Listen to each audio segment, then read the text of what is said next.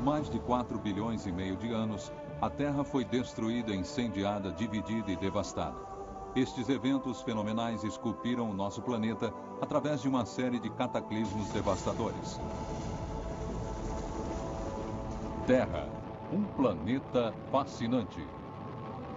Entender a tumultuada história da Terra é como ler uma intrincada história de detetives. A Terra é diferente de qualquer outro planeta. Sua agitada superfície está mudando constantemente, destruindo as evidências do passado. Mas se soubermos onde procurar, as pistas ainda estão lá. I'm going to attempt to scoop a sample of molten lava. It'll be extremely hot. We have to worry about gases, and we have to worry about breakouts near the edge of the pond.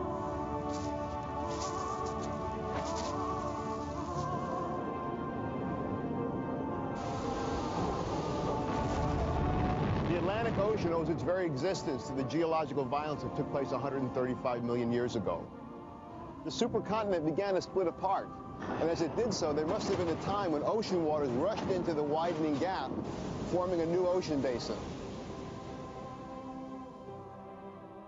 What makes these caves particularly exciting is that they are one of the last unexplored frontiers and turned out to be one of the world's largest and longest known cave systems. What I find truly remarkable is that within this core barrel is a massive piece of rock from 200 feet below the surface, and yet it contains as many bacteria in it as there are people on this planet. Ocean basins open and close. The sea covers the continents and then retreats. Mountain ranges like the Himalayas and the Andes will be eroded flat. On a human timescale, not much changes. But on a geological timescale, the whole Earth is remodeled, and all the things that we've done and made will be destroyed.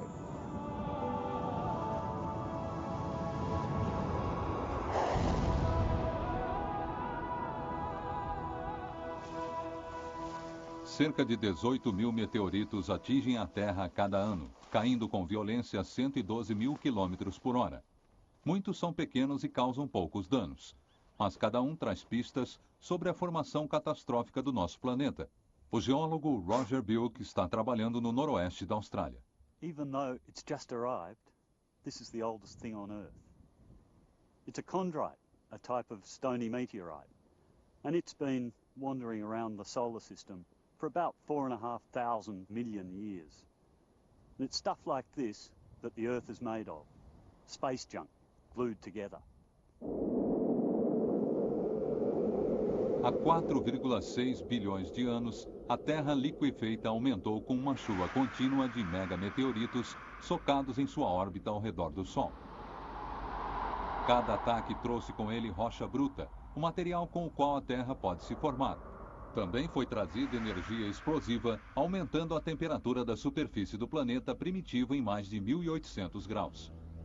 Um vasto oceano de rocha liquefeita, com centenas de quilômetros de profundidade, cobriu o globo. A radioatividade interna aumentou a temperatura ainda mais. A Terra se tornou um local em ebulição, com a temperatura passando do ponto de fusão do ferro. O ferro meteórico começou a afundar para o centro, arrastado pela contínua força da gravidade. A esfera quilométrica de ferro liquefeito faria a jornada da superfície para o centro da Terra em menos de 1 milhão de anos. Um piscar de olhos no tempo geológico. Os componentes da Terra estavam se formando. Ela tinha o centro de ferro cercado por rocha derretida. Na superfície, uma fina crosta estava se desenvolvendo. Ela se comportava como estes lagos de lava derretida. As forças turbulentas de baixo começaram a romper a crosta. Estas eram as chamadas tectônicas, vastas camadas de crosta terrestre movendo-se sem cessar, rompendo e chocando-se contra a superfície do planeta. O processo ainda está acontecendo. Em alguns lugares, as camadas são forçadas a separar-se e a lava liquefeita é conduzida através dos veios para criar uma nova crosta. Em outros lugares, a crosta é destruída onde as camadas colidem. Uma é forçada a voltar para baixo da massa liquefeita. Junto com estas zonas de remoção, os vulcões entram em erupção. Logo depois de seu violento início, o planeta estava prestes a sofrer o mais feroz ataque já imaginado. Um asteroide maior do que Marte chocou-se com a Terra com força suficiente para fazer voar a maior parte da superfície para o espaço. Os escombros foram atraídos pelas forças gravitacionais e formaram um disco protolunar. A partir disso, a nova Lua cresceu rapidamente, varrendo os escombros em órbita ao redor da Terra. Modelos de computador sugerem que levou apenas um ano para que os fragmentos em órbita se fundissem e formassem a nossa única Lua. O professor Michael Rampino, da Universidade de Nova York, conhece a história que reflete os nossos primeiros e violentos anos. This is the Clark Telescope at the Lowell Observatory in Flagstaff, Arizona. It's a telescope that was used to take pictures of the moon in preparation for the Apollo moon landings. To see the moon tonight, we need the telescope up in this position. And we can make some fine adjustments.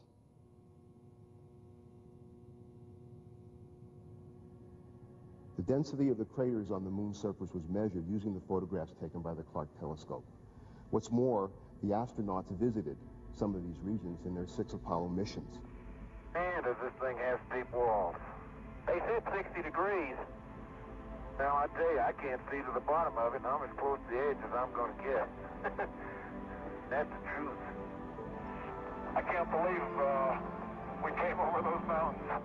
The largest impact feature on the moon, the Imbrian Basin, is more than 1,000 kilometers across and was produced by the impact of a comet or asteroid more than 100 kilometers across. Yeah, those are pretty big mountains to fly over, aren't they? The basin is surrounded by mountains more than 5 miles high. This is where the Apollo 15 astronauts landed and took samples. They show that these mountains are not like the mountains on the Earth, but they're piles of rubble, fragmented rock thrown out by this giant impact. Look at that. Guess what we just found? I think we found what we came for. Crystal rock, huh? Yes, sir. You better believe it. The pristine moon rocks that were brought back by the Apollo astronauts have been radiometrically dated and studied. And they show that impact has been an important process in the formation and evolution of the Earth-like planets. What's more, the radiometric dating of the rocks has shown that the moon underwent a hellish bombardment between 4.5 and 4 billion years ago. After that time, the bombardment died down. By that time, most of the asteroids moving around in the inner solar system had collided with the planets, and the process of formation of the planets was over. Há 3,5 bilhões de anos, a Terra começou a esfriar. Vapor de água e gases ácidos foram liberados do interior quente na respiração de vulcões gigantes. Esta foi uma grande explosão na Terra. O resultado foi uma atmosfera densa e vaporosa, com pressões 100 vezes maior do que as de hoje. As únicas paisagens eram vulcânicas, lava congelada e cinzas amarelas. Não havia água na superfície. Este terreno duro tinha ainda que ser esculpido pela erosão. Havia umidade na atmosfera, condensando em pedaços, mas não suficiente para criar oceanos ou rios.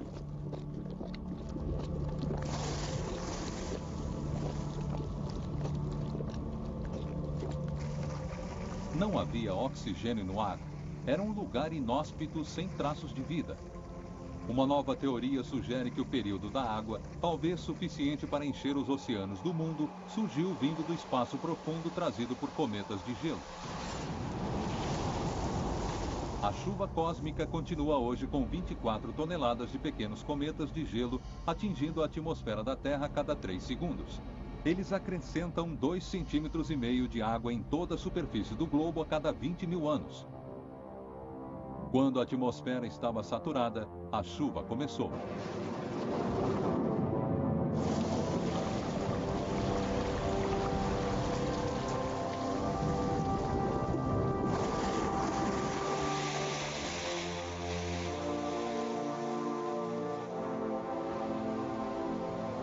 Durante a era das tempestades torrenciais, produziu-se as maiores inundações que o planeta já conheceu.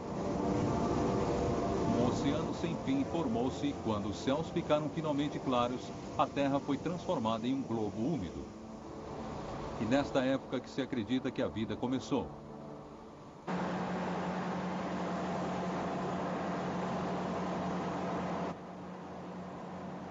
Ecos deste início ainda podem ser ouvidos hoje. Os nossos mais antigos ancestrais, as criaturas mais resistentes já desenvolvidas, sobreviveram sem mudanças por bilhões de anos, vivendo em rochas sólidas. Perfurando em grandes profundidades nas rochas das cascatas de Idaho, o microbiologista Thales Onstott, de Princeton, espera dar uma olhada mais detalhada em seus descendentes. What I find truly remarkable is that within this core barrel is a massive piece of rock from 200 feet below the surface, and yet it contains as many bacteria in it as there are people on this planet. Now these are living bacteria, and they live at temperatures approaching the boiling point of water. They live at pressures that are 100 times the atmosphere. They live in a salty, briny solution that's alkaline and contains gases that are toxic to us, and yet they still manage to survive. Elas são conhecidas como extremófilas por causa das condições de vida extremas. Para uma visão mais detalhada, os cientistas primeiro as extraíram de seu ambiente rochoso. The really exciting thing about heat-loving bacteria is that they're the most primitive organisms on the Earth. And the fossil evidence in the most ancient rocks on Earth indicate that these types of organisms must have existed 3.7 billion years ago. Com habilidade e cuidado, a equipe trabalha dentro de caixas com luvas. Aqui eles podem manipular as amostras em condições estéreis. Eles examinam grandes extensões para assegurar que a única bactéria presente é aquela que fez a jornada para fora do interior da Terra. We need to pare away the outside of the core so that we can remove any contamination that may have occurred during the process of coring in the field. O centro é então colocado em uma prensa e esmagado até formar um pó fino. Então, uma amostra do pó é retirada e uma cultura desenvolvida da bactéria.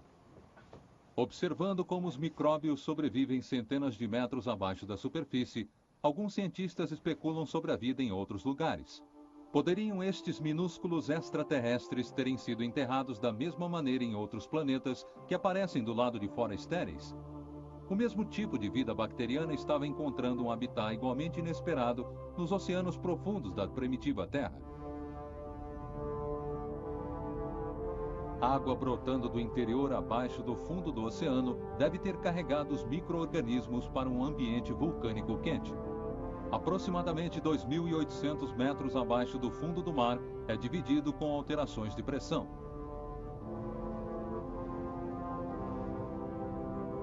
A crosta é muito fina e o calor vulcânico do centro da Terra aquece a água que se alastra através de defumadores negros.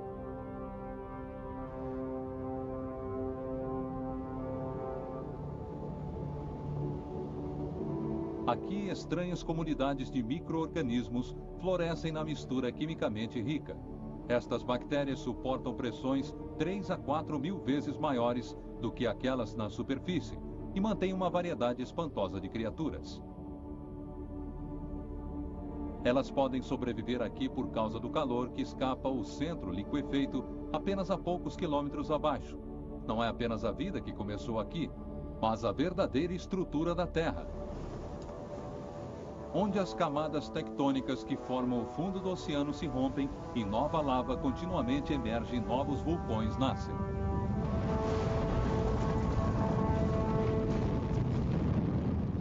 Em 1963, este ato de criação pôde ser visto por completo. Cerca de 2,5 bilhões de quilômetros quadrados de lava foram lançados para fora da costa da Islândia, para formar a nova ilha de Surtsey. Ela emergiu em questão de dias, como uma ilha vulcânica na Terra primitiva. Ao redor do planeta, estas ilhas apareceram e, na época, formariam os primeiros continentes. Pistas de como isto aconteceu são encontradas nas montanhas rochosas canadenses. A casca mais externa da Terra, a litosfera, transporta os continentes. Ela é formada por uma grande camada de rochas diferentes que se estendem 96 quilômetros para baixo da Terra. A maior parte desta estrutura é desconhecida. O mais profundo que se conseguiu se chegar foi 14 quilômetros. Explorações mais profundas precisam de abordagens diferentes. Para descobrir como a Terra era formada, uma equipe de 700 cientistas, os equivalentes modernos dos primeiros mapeadores, estão traçando este território invisível. Eles usam detectores de ondas de choque geofones, que as equipes estão colocando em toda a paisagem. Esta é a maior subsuperfície de experimentos de exploração do mundo, Lithoprobe. Na província de Yukon, o chefe dos cientistas é Charlie Rhodes. Geologists who work in sedimentary rocks are used to continuity, both in oldest rocks to youngest rocks, as well as being able to take the same rock formation for a long distance. You can't do it in these mountains. The rocks on the surface indicate a large platform of limestone, and the surrounding areas are rocks that have no relation to that. They're bits that are not part of the continent that appear to have come from somewhere else. These canyons show the folds and the twists that the rocks have undergone as they've been pushed up against the ancient continent. The problem is that we only get to see the rocks that are at the surface, and in an area where rocks are steeply dipping, there is far more of the story buried beneath our feet. Para mandar ondas de choque para o interior da crosta, 90 quilos de explosivos são enterrados no chão. We're digging 3 holes for the geophones that we're going to be putting in here so that we can have a 3-component orientation system to measure the seismic wave that comes in. We have a vertical geophone, which will measure the vertical component of the arriving wave. There is a north-south geophone that will measure the north-south component of the incoming wave.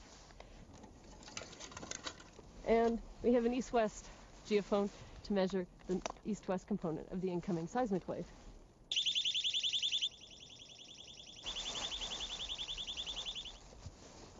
10, 9, 8, 7, 6, 5, 4, 3, 2, 1.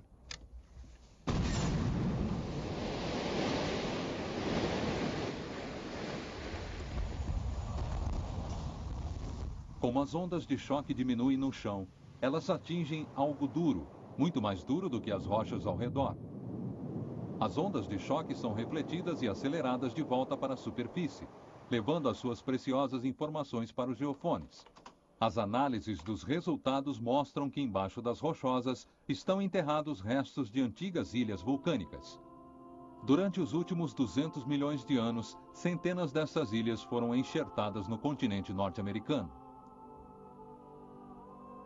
Elas formaram parte do lado oeste das rochosas, se estendendo do México ao Alasca. Esta é uma pista de como as primeiras massas de terra foram criadas, mas até muito recentemente, a ciência estava perplexa em dizer apenas quando isso aconteceu. Um dia, prospectando minerais no noroeste da Austrália, o professor Roger Bilk fez uma descoberta surpreendente. Esta rocha é parte da mais antiga superfície da Terra. Ela miraculosamente sobreviveu ao ciclo sem fim da formação e destruição da crosta. As listras verticais suportaram mais de 3,6 bilhões de anos, dando uma data de quando a Terra começou. Próximo dali, nas rochas sedimentárias de Caridini, estão todas as pistas para resolver um outro capítulo da história da Terra. Este foi o primeiro lugar onde a vida e a Terra começaram a interagir, e os traços são claros nesses dias. The impressive thing about the place is how red it is. In fact, red rocks stretch for hundreds of miles in every direction. The reason they're red is because of this red mineral, hematite, iron oxide, or rust. And the way they formed was when dissolved iron in the ocean combined with oxygen and precipitated out as iron oxide, settled down to the sea floor and accumulated on the bottom of the sea. Initially, the atmosphere of the Earth had no oxygen. The same applied to the oceans. These rocks record an intermediate period when there was still no oxygen in the atmosphere, but the upper layers of the ocean contained oxygen. There's a huge amount of iron oxide here. The sheer volume suggests that the oxygen could only have had one plausible source: biology, living organisms excreting oxygen as a byproduct of photosynthesis. Depois de bilhões de anos, o oxigênio tinha finalmente se combinado com todo o ferro. Pela primeira vez livre, o oxigênio era capaz de fugir para a atmosfera e o ar se tornou respirável. No interior da Austrália está mais uma evidência do oxigênio primitivo produzido pelos organismos. Em um lugar secreto, Bilk descobriu um dos mais antigos e raros fósseis. What I've done is step back more than 3/4 of the way back to the beginning of Earth history. And here are wrinkly layered sediments that occasionally dome upwards. These are stromatolites, sedimentary structures created by filamentous microorganisms trapping sand and mud between their little filaments. Those microorganisms were probably photosynthetic. The layers thicken over the tops of these domes, competing with each other to get nearer the sunlight. Now, these stromatolites are remarkable for their great age, 3,450 million years old. Not only are they remarkable for that, but we can also infer something about the environment in which they lived. Just back here are gypsum daisies, little star-shaped clusters of gypsum crystals, calcium sulfate. These form when seawater evaporates in a shallow pond near the edge of the sea. Produzindo oxigênio, as stromatolites mudaram o planeta para sempre. Estas minúsculas bactérias foram os primeiros organismos a viver em colônias. Elas capturam e incorporam areia fina para criar estruturas rochosas que ainda sobrevivem na Austrália hoje. Living stromatolites only grow when they're almost permanently submerged in water, so you only see them exposed at very low tide. These grew here about 5,000 years ago, when the sea level was about a metre or so higher. The living carpet of bacteria that formed them died off as the sea level gradually dropped, and the sediment that the bacteria trapped was turned into limestone.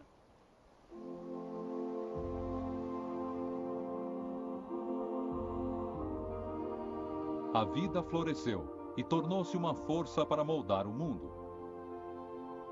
Em Utah, as conchas de milhões de criaturas marinhas que viveram e morreram aqui foram expostas onde o rio San Juan cria uma grande fenda na crosta terrestre. O rio tem revelado um mundo perdido onde mares um dia banhavam as costas do mundo, que era apenas uma massa de terra, o gigante supercontinente Pangeia.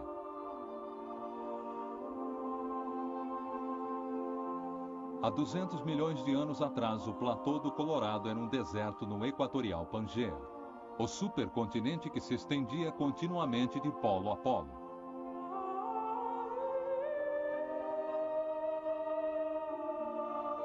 50 milhões de anos atrás, toda esta região sofreu uma mudança cataclísmica. A erosão começou continuamente a desgastar camada por camada da rocha. As forças tectônicas que apertaram, comprimiram e levantaram a Terra estavam trancadas em uma batalha sem fim com as forças erosivas, tornando a Terra plana novamente, formando paisagens fantásticas. Rochas vulcânicas que nunca haviam forçado o caminho para a superfície são reveladas.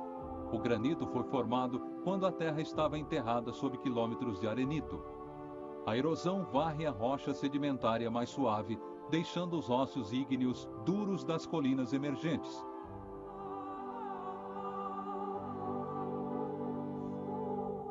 A água é a força mais forte de todas. Ela corta através de rochas sólidas para criar desfiladeiros profundos. Com uma terrível paciência, ela vai desgastar as pedras e dar forma às rochas.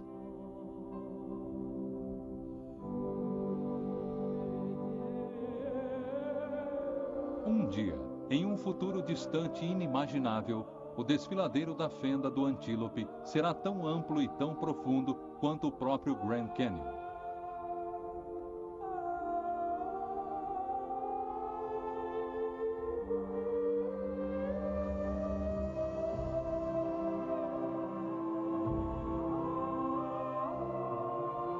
Os pilares de arenito de milhares de metros de altura, colinas e mesas que surgem acima das planícies, são memoriais de milhões de anos da batalha geológica, mas elas também irão a desaparecer.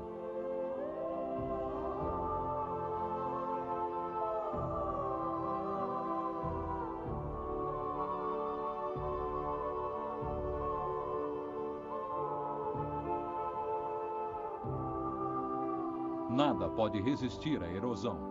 Tão rápida quanto as forças tectônicas criam paisagens, vento, chuva e gravidade irão minar tudo novamente. Esculpindo a superfície, abrindo as mais profundas ravinas, cortando as mais altas montanhas, a natureza encontra o seu próprio equilíbrio. No final, ela vai destruir todas as estruturas que a Terra cria.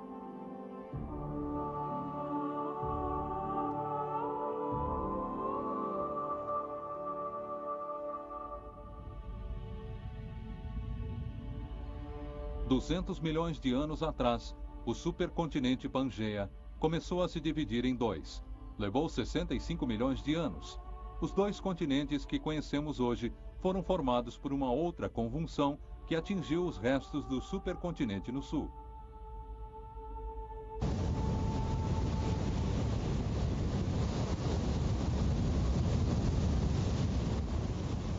Nas florestas da América do Sul, foram encontradas uma das mais extraordinárias características da superfície do planeta. Toda esta paisagem deve sua existência a este violento capítulo da história da Terra. A esperança de encontrar mais pistas desta catástrofe trouxe o professor Michael Rampino para cá. Iguazu Falls, Argentina. For me, the most spectacular waterfalls in the world. Not only because of the spectacular scenery here, 250-foot high waterfall, a mile wide, but because of the spectacular geology. What's more, the rocks of the falls contain evidence pertaining to a geological event that took place here 135 million years ago. The geological evidence is here in these rocks. This is basalt, a hard volcanic rock, stained red by iron oxide, oxidation of the iron within the rock. In fact, we're standing here at the base of a basaltic lava flow more than 100 feet thick. Just one of many lava flows in this area, which form a pile of lava more than a mile thick. In fact, in the waterfalls, one can see steps of the waterfalls, which shows the individual lava flows in this pile.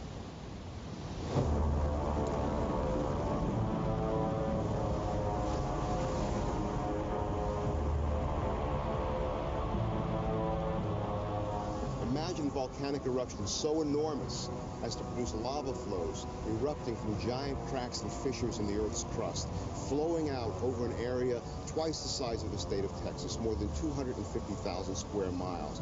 An enormous volcanic event.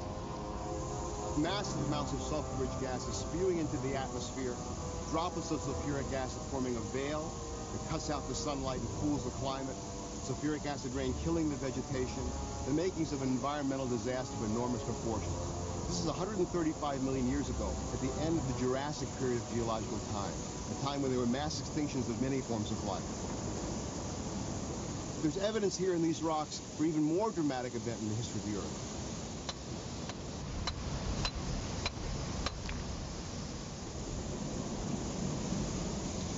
And here's just the piece of evidence that I need.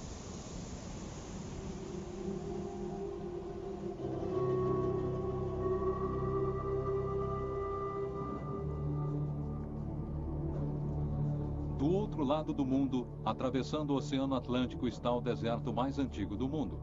Ele domina a maior parte do sul do país africano da Namíbia.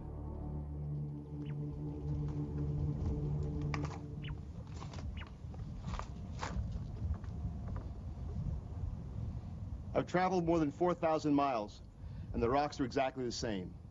They're basalts, and the age is 135 million years. Clearly, when these rocks were erupted, as floods of lava traveling hundreds of miles, South America and Africa were together as one supercontinent.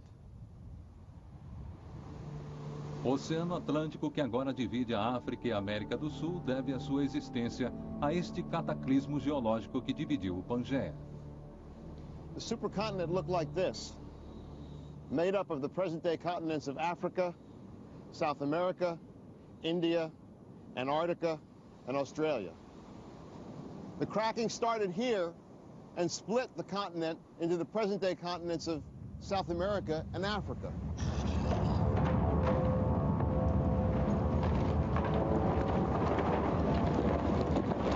Em termos geológicos, isso aconteceu incrivelmente rápido. A rachadura se abriu em direção ao norte com uma velocidade de 5 centímetros por ano. A separação dividiu a Terra e a afastou. Chafarizes de fogo vulcânico soltaram através da rachadura. O processo inteiro levou apenas 5 milhões de anos para ser completado. A evidência da separação está clara. As linhas da costa da América do Sul e África encaixam-se perfeitamente. E sob o oceano, as alterações de pressão do meio Atlântico dividem os dois continentes quase exatamente no meio onde eles ainda continuam se afastando. Mas as convulsões geológicas podem significar desastre. Existem 5 extinções maciças importantes na história da Terra. A mais conhecida são os dinossauros, porque eles simplesmente desapareceram da face da Terra. A Índia pode fornecer a resposta. Há 65 milhões de anos, ela era uma ilha derivando em direção à Ásia.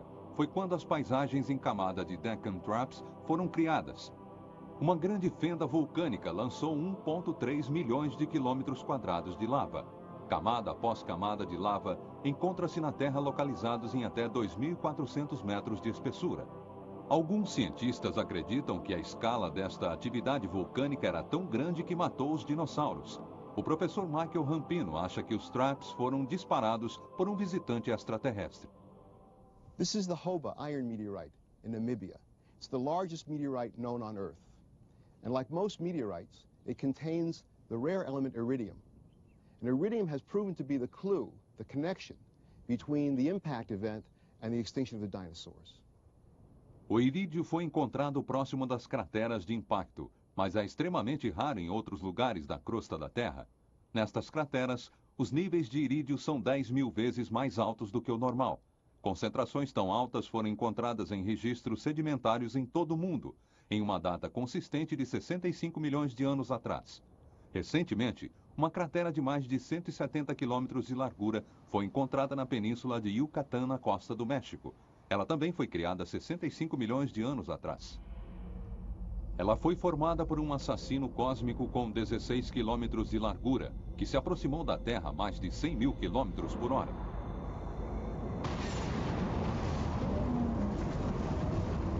Ele bateu com a violência que teria o arsenal nuclear do mundo inteiro, explodindo 1000 vezes. Uma bola de fogo feroz foi lançada tragando a Terra por milhares de quilômetros. Enormes incêndios duraram meses, destruindo tudo em seu caminho. The impact may have had other catastrophic effects as well. The force was so great that shock waves went out from the point of impact in Mexico around the world and focused and concentrated at the exact opposite point of the Earth, in the Indian Ocean. O ponto exatamente oposto naqueles dias era a ilha da Índia. E Rampino acredita que as violentas erupções vulcânicas que criaram Deccan Traps foram disparadas pelo meteorito. Os efeitos do impacto da explosão e o fluxo vulcânico despejaram milhões de toneladas de pó e cinzas no ar, mergulhando o mundo na escuridão. Nitrogênio, enxofre e oxigênio, combinados na atmosfera, formaram a chuva ácida quando a Terra esfriou. Neste inverno cósmico, 75% de todas as coisas vivas pereceram. Quando os céus ficaram claros, os dinossauros tinham desaparecido. A Índia continuou em sua corrida em direção à Eurásia. Cerca de 45 milhões de anos atrás, elas se chocaram e começou a luta pela supremacia. Nenhuma delas iria desistir. Flutuantes demais para serem trazidas de volta para o centro liquefeito da Terra, elas se amassaram. Se dobraram, deixando a crosta apenas um caminho a seguir, em direção ao céu. A jovem cadeia de montanhas do Himalaia elevou-se a 8 quilômetros do nível do mar, conforme a Índia penetrava a uma distância maior do que 1.600 quilômetros em direção à Ásia. Foi nesta época que a Terra começou a ficar mais fria. Existem evidências de muitas eras glaciais durante a história da Terra, mas a última completa e mais severa aconteceu há 45 milhões de anos atrás, exatamente quando o Himalaia foi formado. Uma teoria atribui este tremendo resfriamento a este tumulto tectônico. A colisão aumentou o fundo do oceano e a pedra calcária alta na atmosfera, sendo exposta à erosão. As montanhas foram espalhadas com rochas de pedra calcária e escombros. Estes escombros, combinados com a chuva e o dióxido de carbono no ar, em uma reação química que removeu milhões de toneladas de gases da atmosfera. Com menos gases de estufa para manter quente, o planeta inteiro resfriaria, iniciando a era glacial. Os polos foram então cobertos permanentemente de gelo, com mais de 3,2 quilômetros de espessura. Na borda dos vastos lençóis de gelo, imensas geleiras avançaram sem cessar. Nada poderia resistir à maneira como avançavam até 3 metros por dia.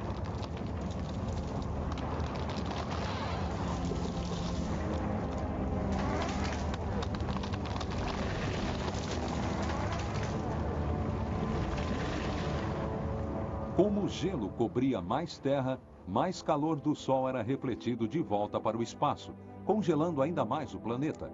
Na época mais fria, a Terra foi coberta por 3 vezes o volume de gelo existente hoje no planeta. O gelo deteve a água, prendendo-a na Terra. Com menos água disponível, o nível do mar no mundo caiu cerca de 130 metros.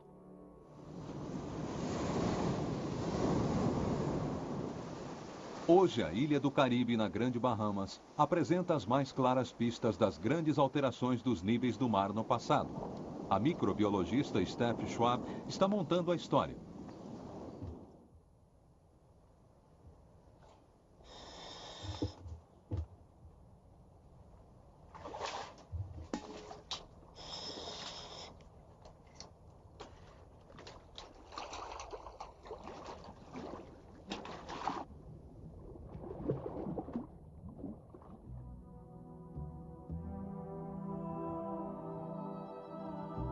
These caves have a story to tell concerning past sea level fluctuation and past interglacial and glacial periods.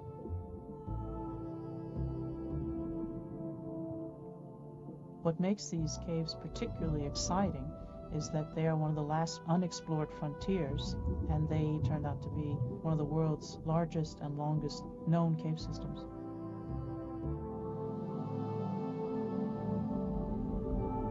Move from the entrance into a very large cathedral room where we can see the ceiling comes up to what we commonly call these cave systems, which is a blue hole.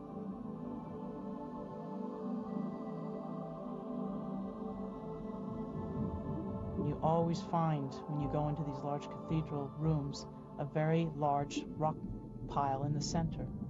And usually the collapse happens when the water is no longer in the cave, supporting the ceiling.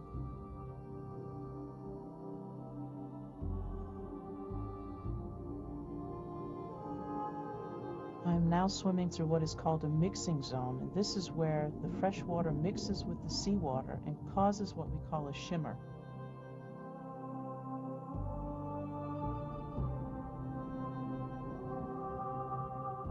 This mixing zone is responsible for aggressively attacking the wall rock. It's like soft cheese.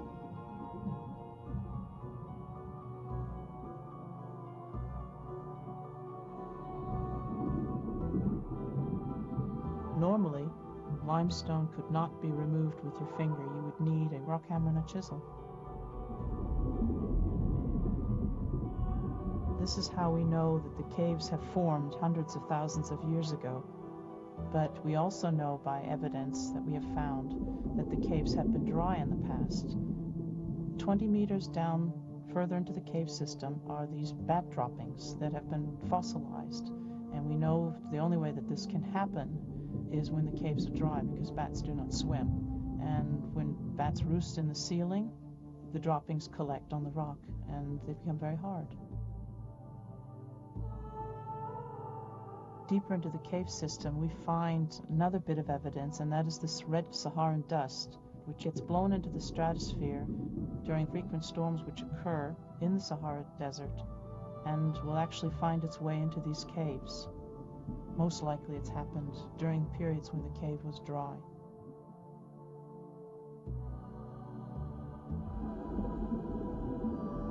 The final bit of evidence which supports the fact that the caves have been dry are these beautiful stalactite and stalagmite gardens that we find at 28 meters plus.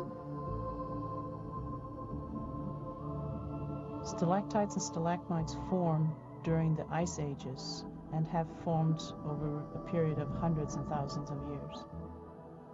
What happens is the water is frozen in the ice caps on the poles, sea level drops, and the caves become dry. And usually during ice ages, it rains a great deal more in the tropical regions of the world.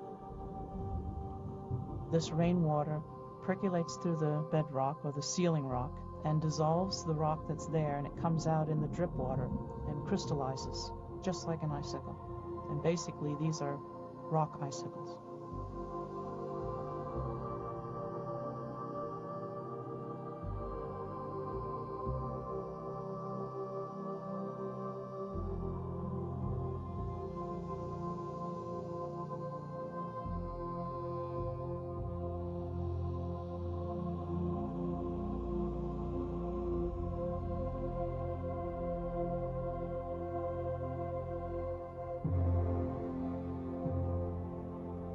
As eras glaciais afetaram e formaram as paisagens, mas algumas vezes as pistas são tão gigantes que se torna difícil reconhecê-las.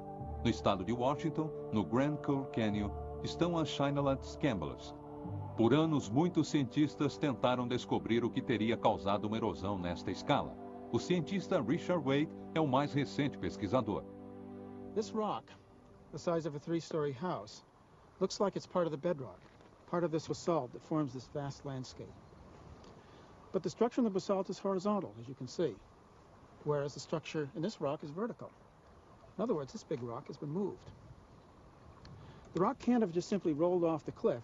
We're too far from it, and there's a valley between us and it. Glaciers have been known to move rocks this size, but we are beyond the glacial limit. But the biggest clue in the landscape is the landscape itself.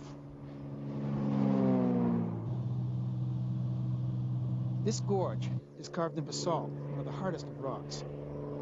It ends in a sheer cliff, 400 feet high, and it's in the shape of an enormous horseshoe. It's like the gorge below Niagara Falls, but this, Dry Falls, is fully 2 Niagaras high and 3 wide. And yet this gorge and these vanished falls, enormous as they are just but one element in a large landscape. Wade está dando seguimento ao trabalho iniciado pelo geólogo J. Harlan Bretz em 1923. Bretz foi o primeiro a dizer que toda esta paisagem foi o leito de um rio gigantesco formado por 7.769 quilômetros quadrados do platô da Colômbia que desapareceu. Ninguém acreditou nele, porque a escala era muito grande, mas ele estava certo de que a única explicação para esta escala de danos era uma enorme inundação. A área inteira está obstruída e mudou para sempre quando houve a inundação.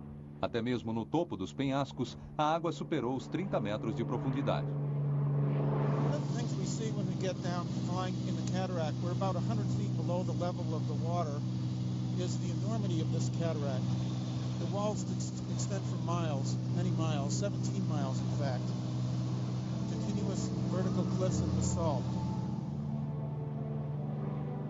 Os penhascos de basalto estão entre as estruturas mais duras encontradas na natureza. Resistentes à água e à erosão, estas paredes poderiam apenas ter sido cortadas por enormes blocos de água. Uma a uma, estas colunas de lava congelada foram extraídas da face rochosa e carregadas pela torrente furiosa, fazendo com que a parede recuasse e a catarata largasse. Então aceitou-se que foi assim que o Shineland Scamblers foi formado, mas uma parte importante do mistério ainda permanece. De onde este volume de água colossal e destruidor teria vindo? 100 miles to the east, geologist Joseph T. Pardee had described an enormous Ice Age lake, Glacial Lake Missoula. This lake held in some 600 cubic miles of water. 600 cubic miles is all of present-day Lake Erie, plus all Lake Ontario. The lake was held in by an ice dam, that had crossed the Clark Fork River and dammed it. The lake rose 2,000 feet deep against the side of the ice dam, but there was no evidence to link the lake with the Channel Scabland. In 1939, Pardee discovered a series of giant ripples. These are like sand ripples on the beach, but they are of enormous size, hundreds of feet apart, 10 feet high and more, and they're composed of gravel. Such a feature could only indicate a swift outflow from Glacial Lake Missoula. A gigante barragem de gelo manteve a água até que alcançasse um nível crítico. Quando tinha 5.500 metros de profundidade, a pressão da água era tão grande que forçou o caminho através da base da barragem de gelo. Encontrando uma fraqueza, as águas geladas correram amplamente para separar e enfraquecer a represa catastroficamente. As águas do lago todo foram levadas a uma emissão de líquidos devastadora. This discharge was 10 times the flow of all the world's rivers. That's almost beyond belief. And this great discharge was headed straight towards Bretz's Channel Scabland. Still, parts of this great mystery remained unsettled. For instance, what of this great 17-mile gorge below Dry Falls? According to Bretz's idea, this whole 17 miles would have to be excavated in one flood. One thing Bretz's critics objected to was the enormous scale of erosion so swiftly. More water they wanted, over far more time. A resposta foi encontrada por acaso a 320 quilômetros de distância no Vale Walla. Em 1926, uma inundação anormal criou um desfiladeiro de centenas de metros de profundidade. Ele revelou muitas camadas de sedimentos. Waite explicou que esta área deve ter estado no caminho de uma grande inundação que formou o Channel and Scambles. Each one of these beds has a distinctive pattern of sedimentation. Each bed begins with a coarse sand at the bottom, and then it grades up to a medium sand, and then finally a silt. And it happens again and again and again, each layer. This white layer here is an ash that we know is from Mount St. Helens. We've analyzed it chemically, mineralogically, and it clearly came from Mount St. Helens. And we know its date. By radiocarbon dating, we know that this is 15,000 years old, approximately. Therefore, we have a beautiful timeline running through this section of 15,000 years. A cinza só poderia ter caído depois que a inundação passou e os sedimentos assentaram. Ela está ainda coberta por muitas camadas de sedimentos, 39 no total. Esta foi a peça final da evidência que explicou a criação dos Scablands. Aqui era muita água durante muito tempo. A inundação catastrófica deve ter acontecido muitas outras vezes. Uma vez que a inundação deixou suas marcas, a vasta represa glacial poderia avançar e as águas do lago Missoula poderiam começar a aumentar novamente, continuando o ciclo de inundações seguidas por calmarias. Só quando a era do gelo acabou as inundações cessaram. A mudança da era glacial para as épocas quentes é controlada pela distância que a Terra está do Sol. A cada centena de milhares de anos, a forma da órbita da Terra ao redor do Sol muda. Isso tem levado alguns cientistas a imaginar se o ciclo de catástrofes e extinções em nosso planeta vai recomeçar regidos por forças extraterrestres. Mass extinctions and the catastrophes that caused them seem to follow a periodicity of about 30 million years. It's that cycle that suggests that the cause of a catastrophe lies outside the Earth. On a clear night here in Africa or in other places where you can see the night sky, we can see astronomical evidence for the cause of these geological catastrophes every 30 million years.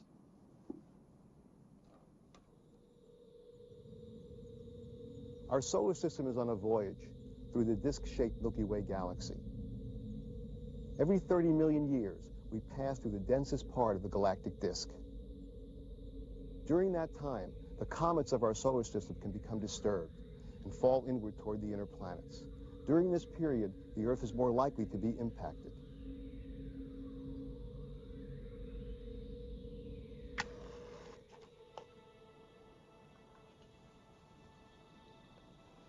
This cycle may explain the catastrophic history of the Earth. The last major mass extinction was 35 million years ago, We're in the densest part of the galactic disk now, and the next mass extinction may include us.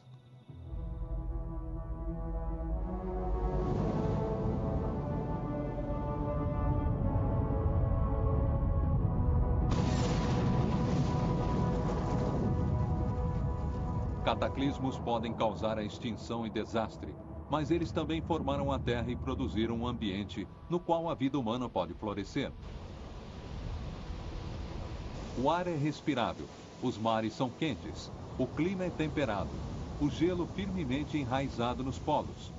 De fato, uma trégua geológica, mas esta trégua pode estar chegando ao fim. Com um homem tão amplamente espalhado pelo planeta, cataclismos da natureza se tornarão catástrofes humanas. As forças que governam a Terra são insensíveis às nossas necessidades. Cada movimento das placas traz o perigo de um próximo desastre. Temos que aprender que o nosso incansável planeta nunca irá parar.